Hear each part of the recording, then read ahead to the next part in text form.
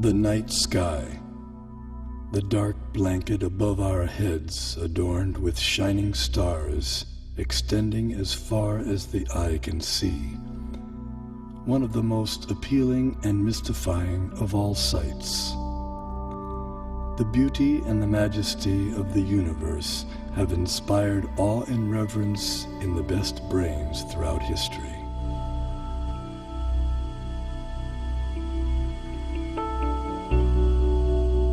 There is a perfect brain behind all the natural physical laws. This most beautiful system of the sun, planets and comets could only proceed from the counsel and dominion of a powerful and intelligent being.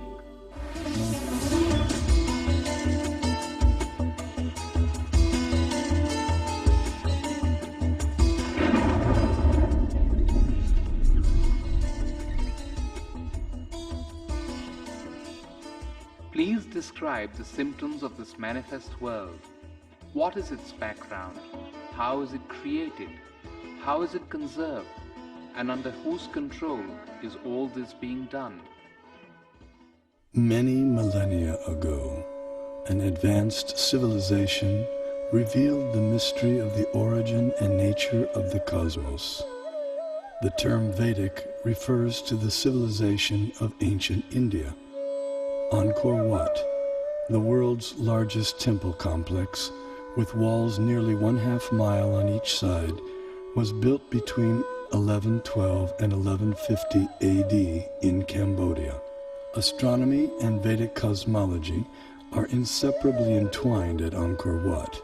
The central towers represent Mount Meru, the cosmic axial mountain. The 5 internested rectangular outer walls and moats indicate chains of mountains enclosing the world and the cosmic oceans beyond. Science Journal noted that Angkor Wat had encoded precise calendrical, historical, and cosmological themes into the architectural plan for the temple.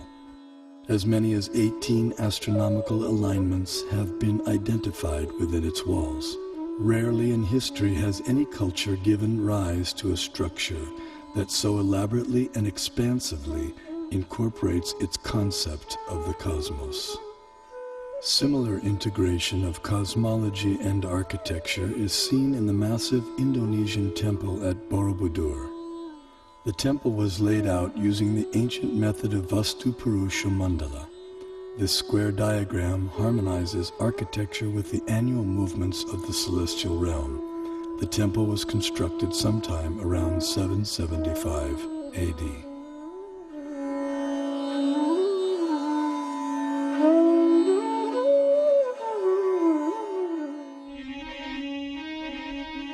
His Divine Grace A.C. Bhaktivedanta Swami, also known as Srila Prabhupada, author of 84 books on Vedic knowledge and founder of the International Society for Krishna Consciousness and the Bhaktivedanta Institute. He desired to erect the world's largest planetarium depicting Vedic cosmology through modern technology. He hoped that this gigantic virtual 3D animated model would give the contemporary world access to the Vedic cosmos.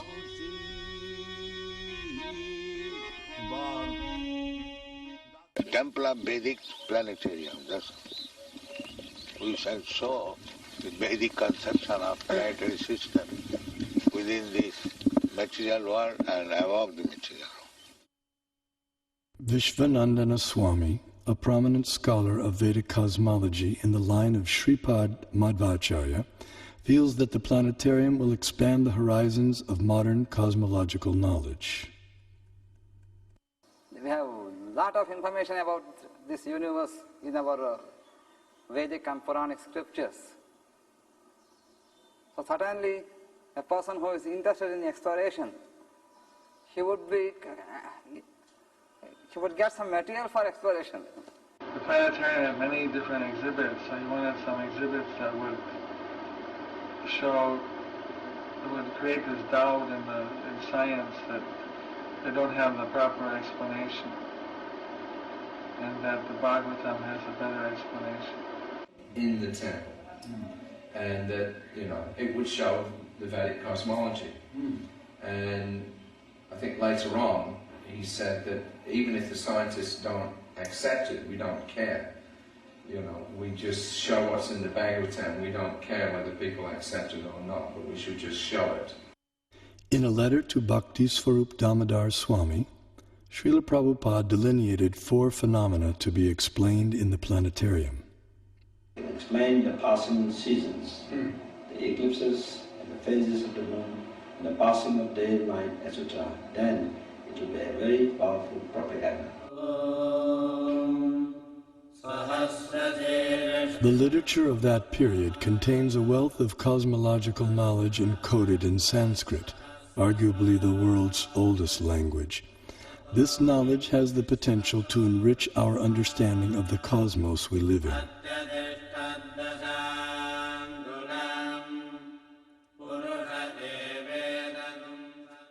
A fundamental principle of Vedic cosmology is the existence of a dual reality, material and non-material. Here we see the non-material sky filled with innumerable planets of permanent stature. Among these, the topmost planet, Goloka, is shaped like a lotus flower, and it is here that the super-intelligent designer of the cosmos, Sri Krishna, resides with his associates.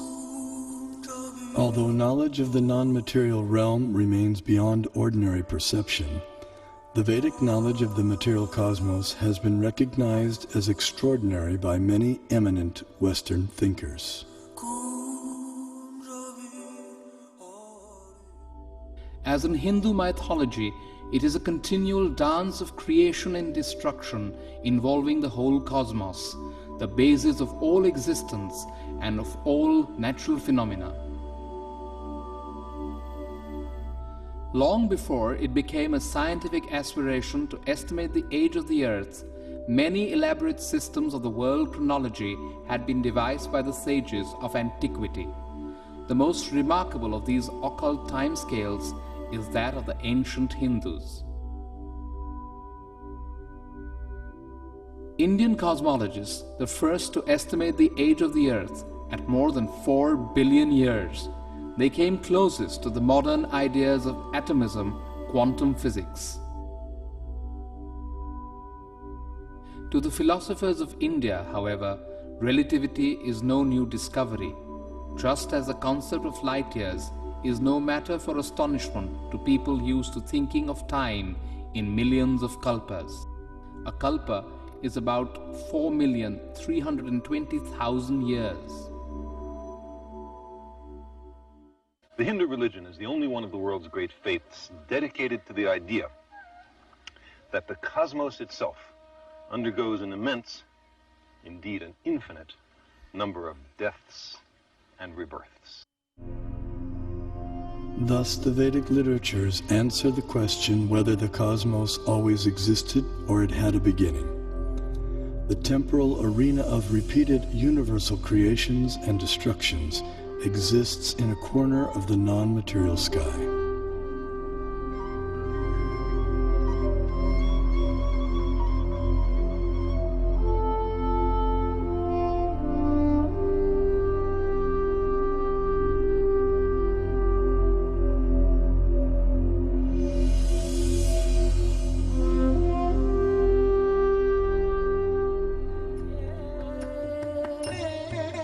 This material nature, which is one of my energies, is working under my direction, O son of Kunti, producing all moving and non-moving beings. Under its rule, this manifestation is created and annihilated again and again. The only religion in which the timescales correspond, no doubt by accident, to those of modern scientific cosmology. Its cycles run from our ordinary day and night to a day and night of Brahma. 8.64 billion years long, longer than the age of the Earth or the Sun, and about half the time since the Big Bang.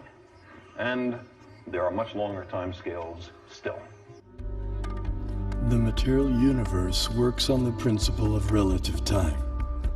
As such, a day of Brahma equals 8.64 billion years by earthly calculation. Since Brahma has passed half of his lifetime thus far, the age of our universe turns out to be approximately 155 trillion years.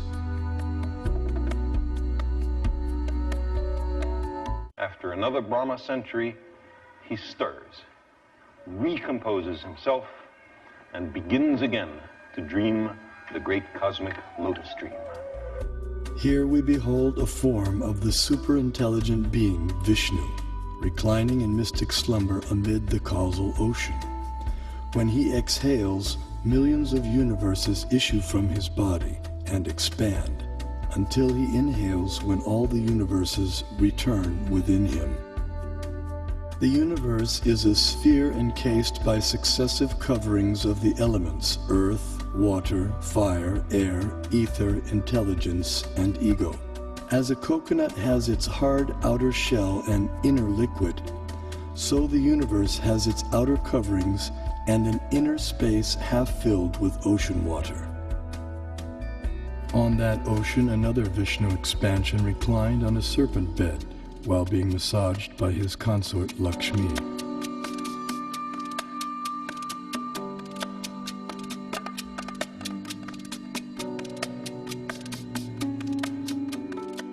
From his navel arose a lotus on which Brahma was born. Initially, the universe was pitch dark and Brahma engaged in meditation. Then he was empowered to create the universe. This account of creation may appear fantastic to some, but modern scientific theories also require fantastic leaps of faith to explain the origin of the universe. This is evident from the words of eminent physicist Stephen Hawking. Either we have failed to see 99% of the universe, or we are wrong about how the universe began. Vedic cosmology explains that the universe is made up of 14 vertically arranged planetary systems, or lokas. Each system resembles a galaxy and comprises stars, planets, and other celestial bodies. The topmost planetary system is Satyaloka, the abode of Brahma, which is at a height of 1.87 billion miles above Earth. Below this Satyaloka planetary system is the Tapaloka planetary system, the abode of the ascetics, which is at a height of nearly 1 billion miles above the Earth. Here, the ascetics live in a solitary, serene environment conducive for yoga and meditation on transcendence. Their disciplined life of joyous austerity prepares them for returning back to the non-material world.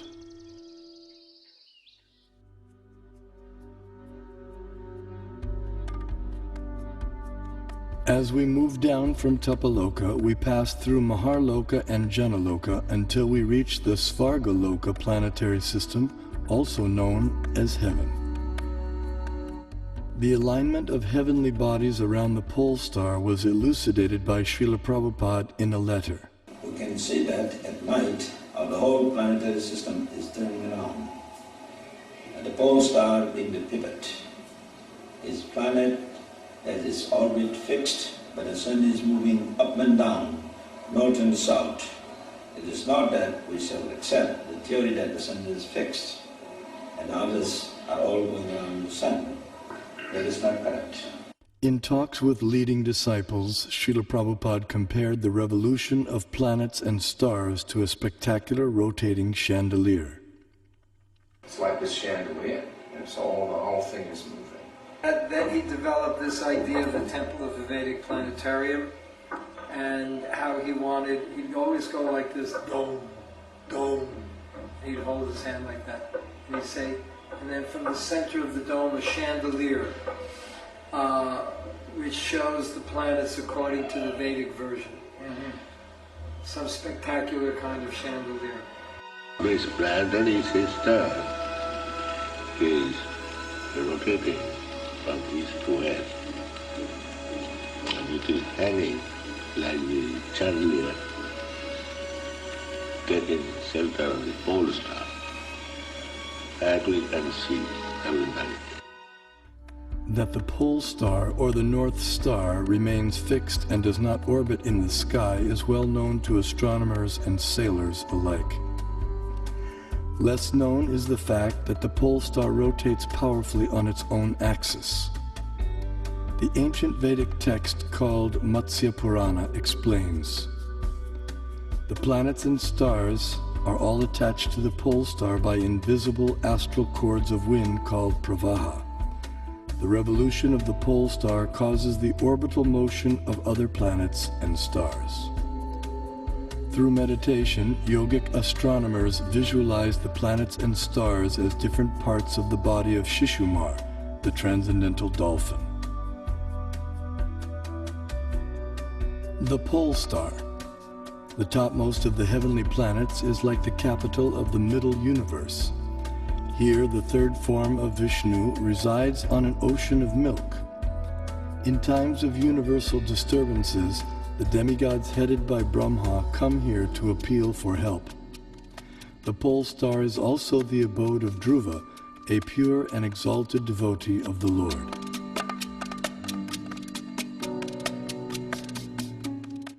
Now let's look at the workings of our solar system. The mainstream scientific notion has been to portray the solar system as heliocentric or sun-centered. In the Vedic geocentric model, the sun, planets, and constellations revolve around the Earth in an approximately 24-hour period. What may surprise many is that a geocentric or Earth-centered model is also capable of explaining the cosmic phenomenon with equal if not better accuracy, as is confirmed by many eminent scientists. Either CS could be used with equal justification. The two sentences, "the sun is at rest and the earth moves," or "the sun moves and the earth is at rest," would simply mean two different conventions concerning two different CS. We know that the difference between a heliocentric theory and a geocentric theory is one of relative motion only, and that such a difference has no physical significance. Obviously, it matters little if we think of the Earth as turning about on its axis, or if we view it at rest while the fixed stars revolve around it. Geometrically, these are exactly the same case of a relative rotation of the Earth and the fixed stars with respect to one another. Although the heliocentric model has been widely propagated, it has never been proven. There is no planetary observation by which we on Earth can prove that the Earth is moving in an orbit around the Sun. Mathematically, there is nothing wrong in this system because we are observing from the Earth and it is the relative motion that really matters. So if you assume that the Sun goes around the Earth, there is nothing wrong because it's a question of relative motion. The Vedas give amazing information about the Sun. Do you know what energy runs the Sun? Is it nuclear fusion? Is it volcanic energy? The Vedas say it is water. Yes, water. The Sun evaporates water from all over the creation and uses it as fuel, just as lightning uses moisture. Modern science knows that sunlight contains many types of rays, such as ultraviolet, infrared, gamma rays, X-rays, etc. The Vedas describe that sunlight contains 100,000 different types of rays, each possessing specific subtle properties. Just as in a house, electricity regulates coolness, heat, light, sound, etc., so the sun's rays control heat and cold, day and night, summer and winter, darkness and light throughout the universe. The Vedic geocentric model explains how the Sun moves around the pole star situated vertically above Earth's North Pole. As the Sun goes around the Earth globe, we experience day and night. The stationary Earth, unlike the pole star, does not revolve on its own axis, though it is slightly tilted toward the pole star. During summer in the northern hemisphere, the North Pole experiences 6 months of daylight. Conversely, during summer in the southern hemisphere, the South Pole experiences 6 months of daylight. These 6-month periods correspond to a day and night for the demigods living in the heavenly planetary system. Vedic cosmology accounts for this phenomena by the vertical motion of the sun, technically called Uttarayana and Dakshinayana. The sun moves upward on an incline for half a year and then downward for the next half. This motion produces 2 effects on Earth, namely the changing of the seasons and the varying durations of day and night. Ordinary vision sees the sun to be a mere globe of fire. However, celestial vision reveals a personality residing over the sun. His name is Vivasvan, and he rides on a golden chariot pulled by 7 divine horses at a speed of 16,000 miles per second. The chariot has 1 wheel which moves on celestial Manasotara mountain. The horizontal shaft is linked to the axial hub of the universe, Mount Meru, and the diagonal shaft is linked to the pole star. With each circular path, the wheel gradually moves laterally inward for 6 months and then outward for 6 months. Similar to the chariot's vertical motion, this lateral action fine-tunes seasonal changes on Earth. When the orbital motion of the sun is viewed from above, its illumination is seen to extend out to half of the greater Earth plane.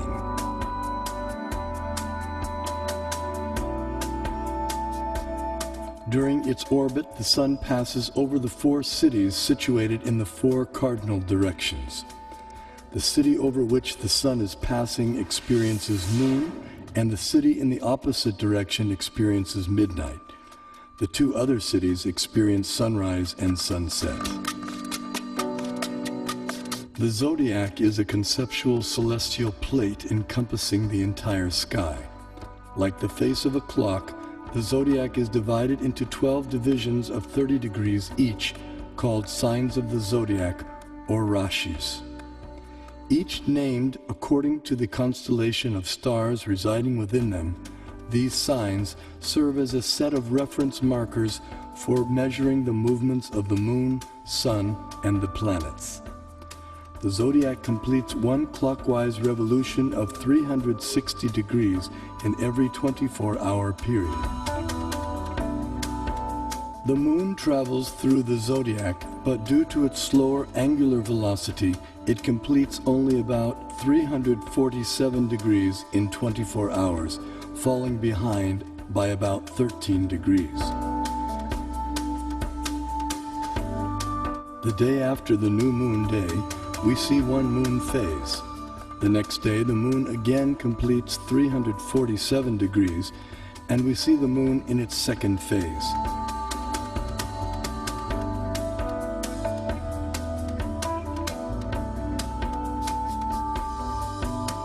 In this way, the moon appears to travel in the opposite direction through the zodiac. This is also called retrograde motion. Thus, the phases of the moon increase each day for 15 days until the full moon. Then the moon's phases decrease gradually by 1 phase each day until the dark moon night. The Srimad Bhagavatam describes the vertical positions of the planetary orbits.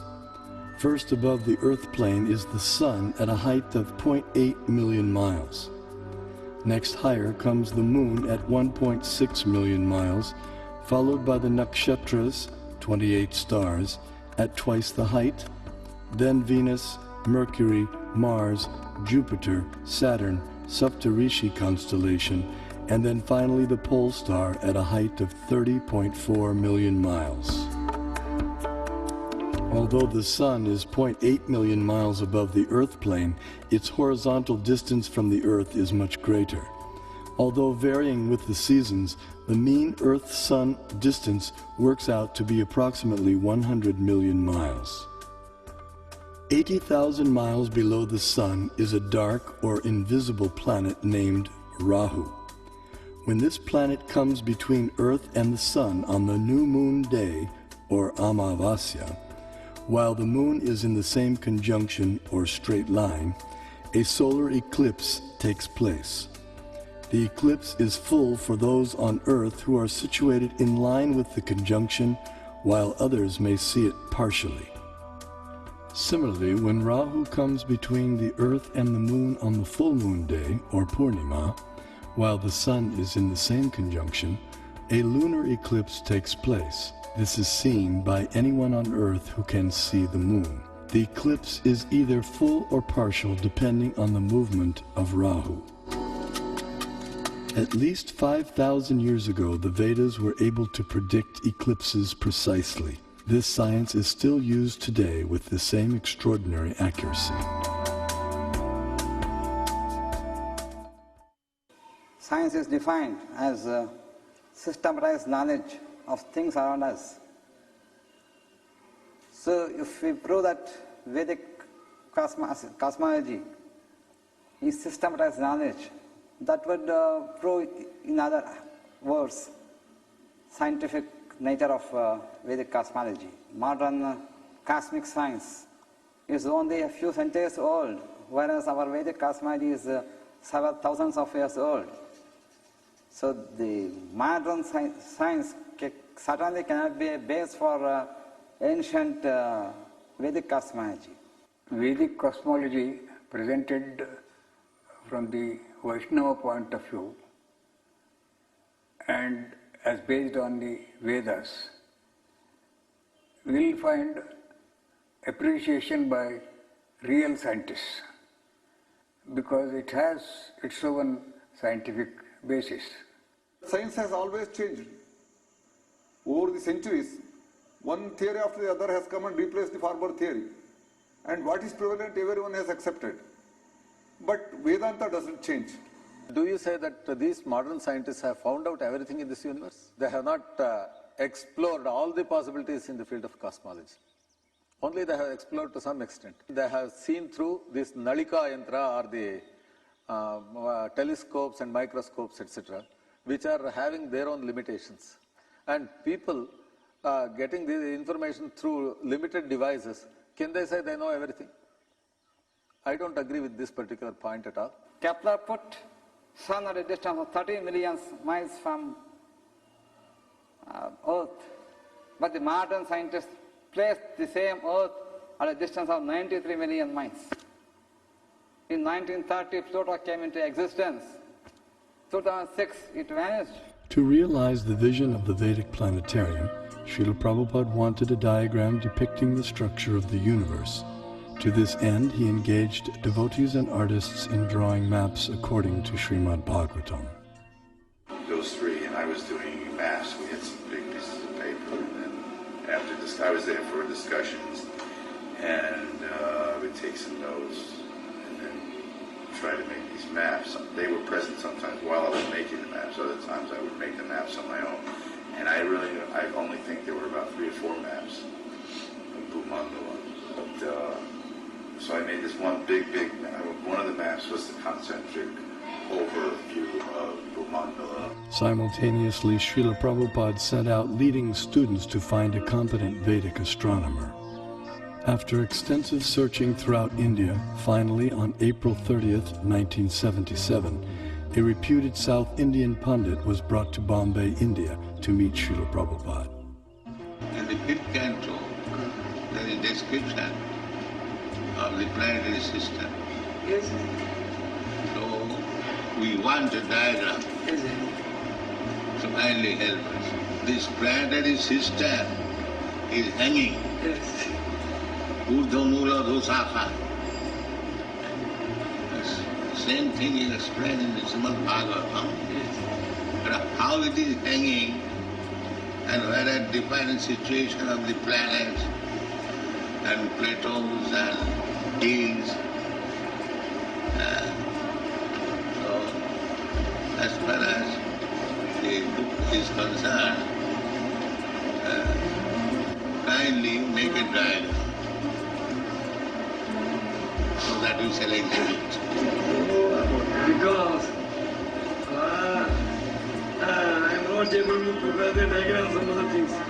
And during that summer of 77, Prabhupada had a lot of meetings with him and Tamal Krishna Maharaj to discuss how to do this Vedic planetarium. And they actually sent people out, they tried to get people from South India.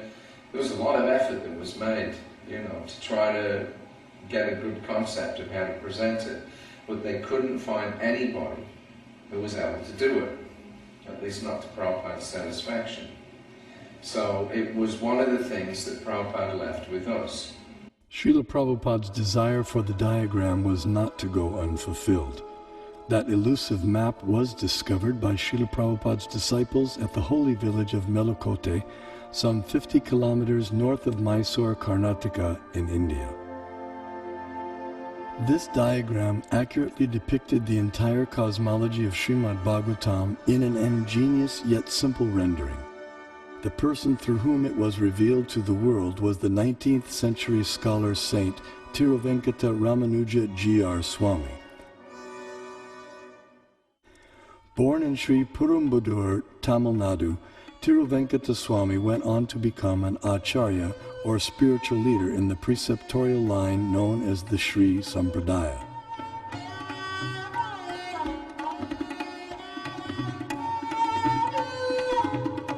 He spent several years of his life in Melukote, which 900 years earlier had been the residence place of Sripad Ramanujacharya, the most prominent acharya of the Sri Sampradaya.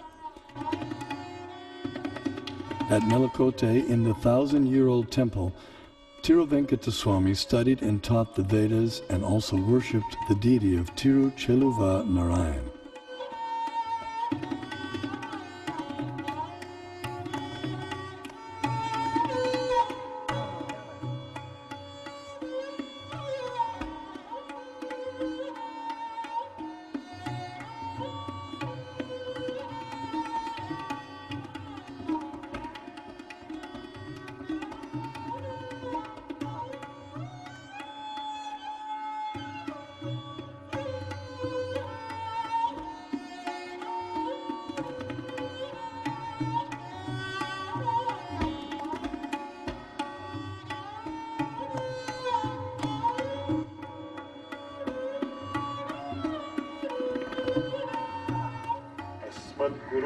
भगवतोऽस्य दयैकसिन्धोः रामानुजस्य चरणौ शरणं प्रपद्ये. One day, while studying the Mahabharata, a 5,000-year-old epic of ancient India, he came across some intriguing verses.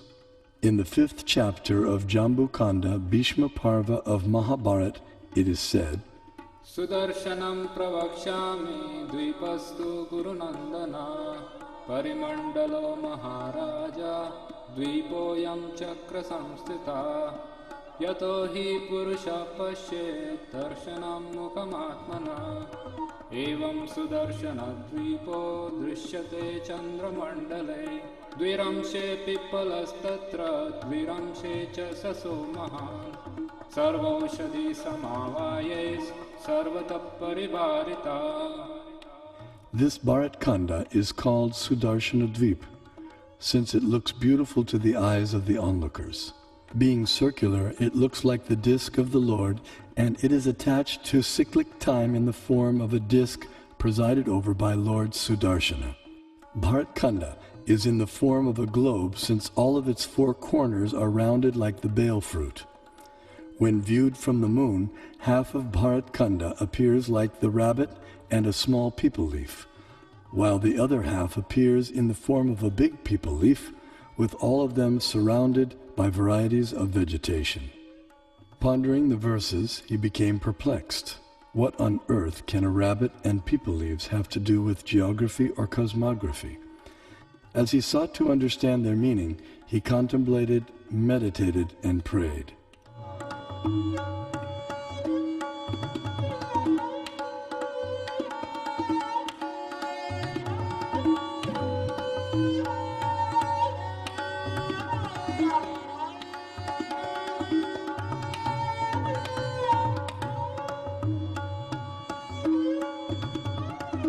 Finally, by divine inspiration, He sketched a drawing of the rabbit and the people leaves, but still remained mystified about their connection with the Earth's geography.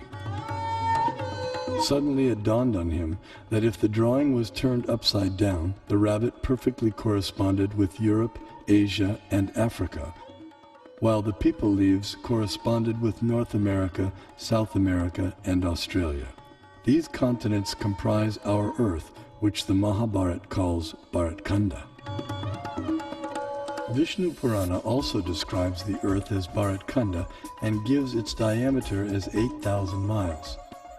The Earth is also referred to by the name Bharatkanda in the invocation Sankalpa mantra chanted by Brahmana priests since time immemorial up until the present day. Jambudvipe Bharatavarshe Bharatakande Meroho Dakshine Pash. Vedic cosmology gives descriptions of the entire cosmos, including its subtle features. Perception and access to these subtle features, however, requires karmic qualification. Consequently, much of the cosmos described earlier, as well as parts of the cosmography about to be described, are imperceptible and inaccessible to us earthly inhabitants.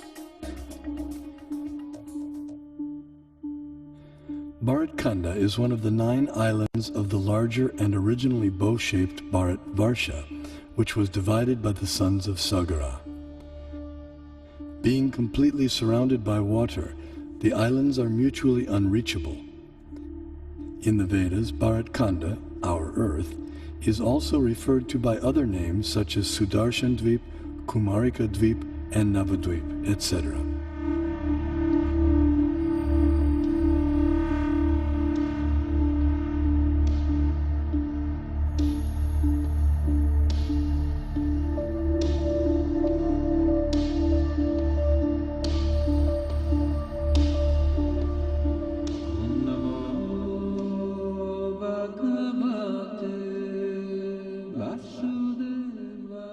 In Bharatvarsha, the famous mountains known as the Himalayas are tall and immovable.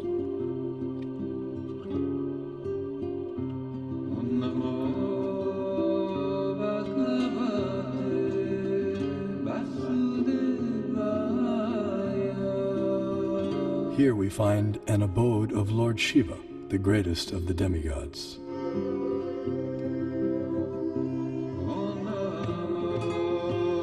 In the center of Jambudvip stands the most extraordinary divine golden mountain called Meru. Meru is shaped like an inverted cone, and it is the sporting place for the demigods. Around Meru are many supporting mountains called Kesara. Jambudvipa is 0.8 million miles in diameter and is surrounded by the saltwater ocean of the same width. On top of Mount Meru is a resort of Brahma called Manavati. The famous celestial river Ganges descends to the center of Manavati and then flows out into 4 directions. Surrounding Manavati in the 8 directions are the resort cities of the chief demigods. One of these cities is Amaravati, the resort of Indra, king of heaven. King Indra lives here in majestic opulence, attended to by musicians, dancers, and reciters. This is what you call as Brahmasarana, the place of the palace. Knowledge of Meru and the cosmography of the greater Earth has been preserved and taught carefully by learned scholars in the preceptorial line known as the Madhva Sampradaya.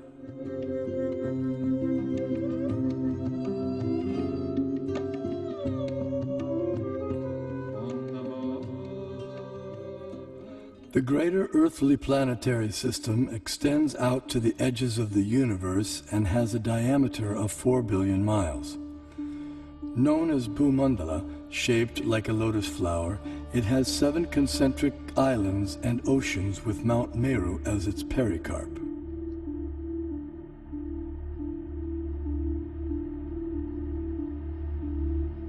The 7 oceans respectively contain salt water, sugarcane juice, liquor, clarified butter, milk, emulsified yogurt, and sweet drinking water. Sometimes Vedic cosmology is misconstrued as portraying the Earth to be a flat disk. This flat Earth misconception arises partly due to our inability to understand Vedic nomenclature. A single object may be referred to by several names, and a single name may refer to several objects. For example, the term Earth may be used to describe at least 6 different aspects of cosmology. The Earth we live on is indeed a globe, as explained by the Sanskrit word parimandale, meaning spherical, used in the Mahabharata text. The flat disk refers to the greater earthly planetary system of Bhumandala. 4 elephants of inestimable size are placed at the 4 directions for balancing the greater Earth. Below the earthly planetary system are 7 subterranean realms named Atala, Vitala, Sutala, Talatala, Mahatala, Rasatala, and Patala, which do not receive sunlight and which are inhabited primarily by demoniac living entities. To reach the first one must go 80,000 miles downward through underground tunnels. At successive depths of 80,000 miles are the remaining 6 netherworlds, all of which are fully developed underground civilizations. In the 4th level downward, Talatala Loka, lives the magical architect Maya Danava, who has designed many brilliantly decorated cities where proud materialists reside. Below the netherworlds are the 28 hellish planetary systems. The demigod of justice, Yamaraj, judges the unrighteous human beings after their deaths and sends them to one of these planets. There, errant souls are administered appropriate punitive measures corresponding to their misdeeds.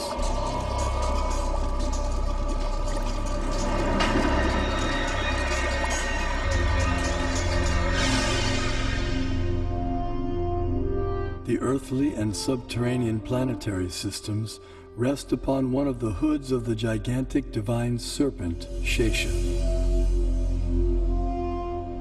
Shesha in turn is held up by the colossal transcendental tortoise, Kurma.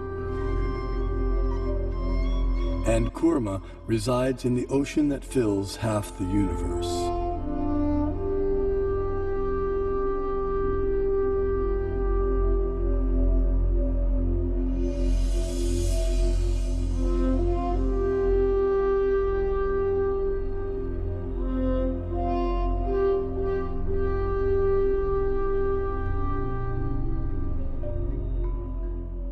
We had the great stalwarts in Kerala, like Madhava, who gave infinite series formulae for sine, cosine, pi, nearly 2 centuries before Newton was born, to teach calculus to the world. Albert Einstein also recognized the contribution of Vedic mathematics to science.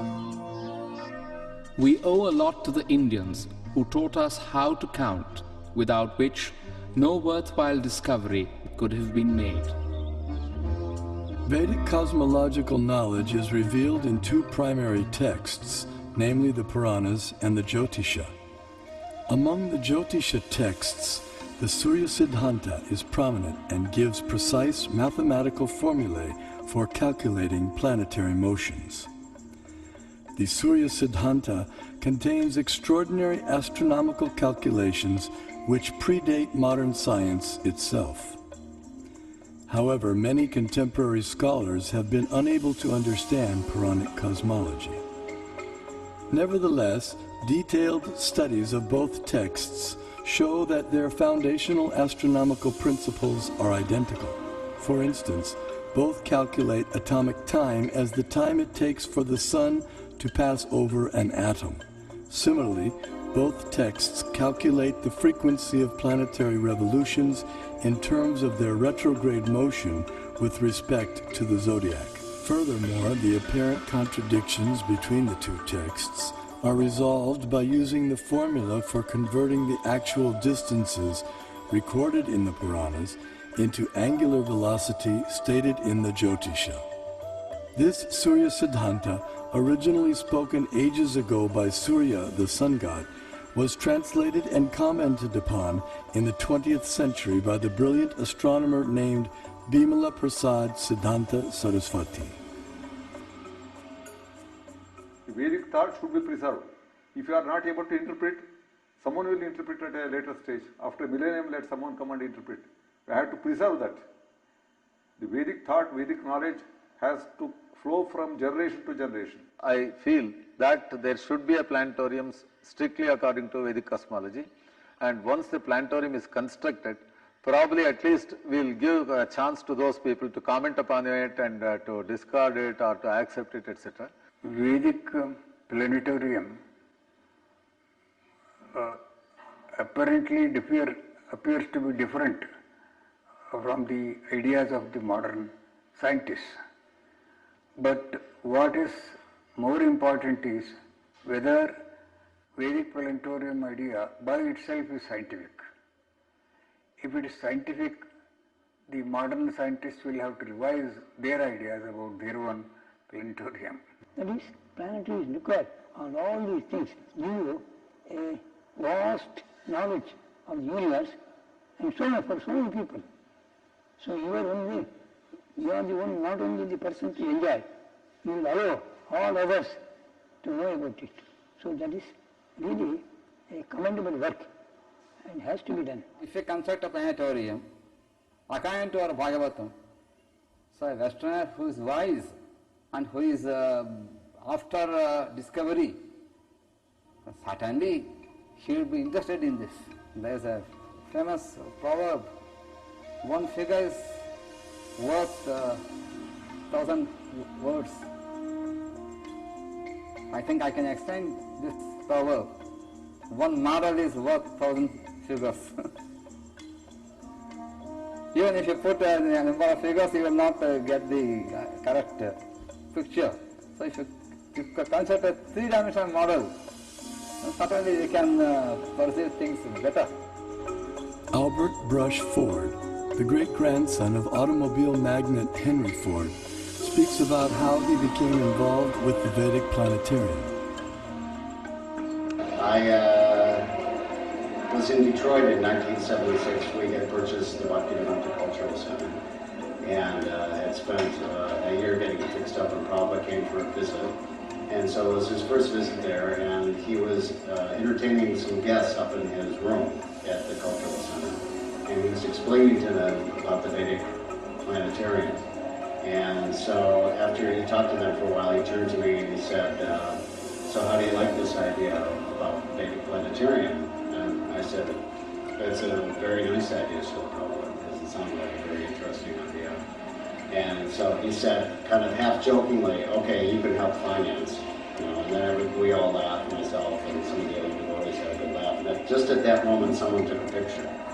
So I had, at home, I have that picture sitting on my desk. So at that moment, Prabhupada planted the seed that I should be involved in helping to finance the Temple of Vedic Planetarium. So 30 years later, here I am.